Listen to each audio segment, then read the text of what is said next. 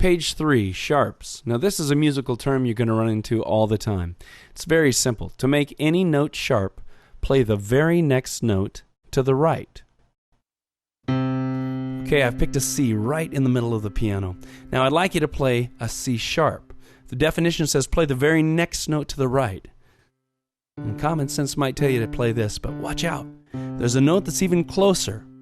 This black note is just to the right of C. Okay, now don't get hung up on the colors of notes. You'll hear me say that a billion times in this course. The black note is just to the right of C, so that's C sharp. The most important thing in music is not the colors of notes, right?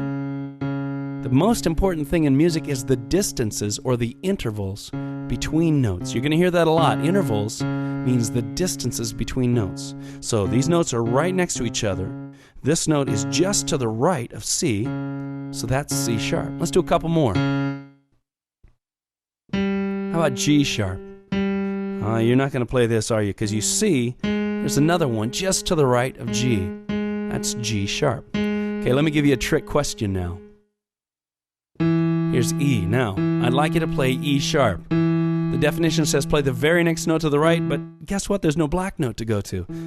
Stick with the definition. The very next note to the right is E sharp. I can hear you. You're saying, you're such a liar. You told us that was F. Well, it is F in some contexts. But in this context, when you're talking about E and you want to find E sharp, the very next note to the right is E sharp.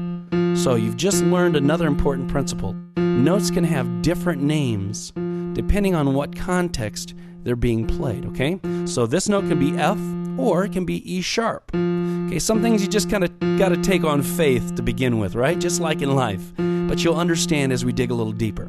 Let's go for another trick question. Well, I call it a trick question, but I know you're going to get the answer right. Can you play B sharp?